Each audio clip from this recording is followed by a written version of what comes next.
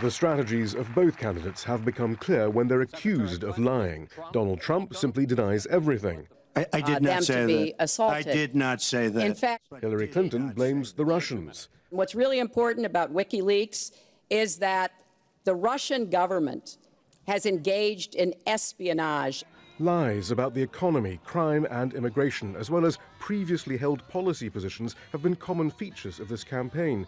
Politico magazine estimated that Donald Trump made the equivalent of one misstatement every 3 minutes and 15 seconds over the course of 5 days. And the WikiLeaks disclosures of campaign emails and documents revealed Hillary Clinton reassuring corporate donors that she doesn't really believe what she says in public on regulation, foreign policy or fossil fuels. Ed Urevich spent 20 years as a Washington lobbyist. He wrote a book that doesn't hide his opinion on those he encountered. He says those in power or aspire to it don't call it lying. It has a little bit to do with relativity. For instance, there's a character in my book, Line Cheating Scum, says, "I'm absolutely committed to the relativity of the truth." The history of lying in U.S. presidential elections begins in 1796.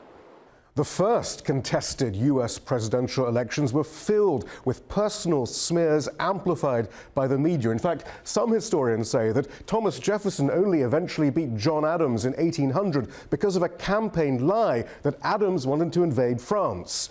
More recently, we have JFK, who lied about a missile gap with the Soviet Union. Richard Nixon, who lied about his role in the Watergate break-in. And we have many incumbent presidents who lied about imminent war. LBJ about Indochina, and FDR about the Second World War. I have said this before. Your boys are not going to be sent into any foreign war. Hillary Clinton is traditional in her lies. She doesn't expect to be caught. Donald Trump, though, is different. All these presidents lied to the country, but they lied about things that only they and their close advisors knew the truth about, and that would take a long time for people to learn.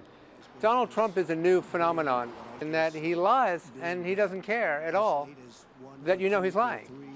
So cynical are many in traditional media, they praise Trump's falsehoods as good campaigning instead of fact-checking.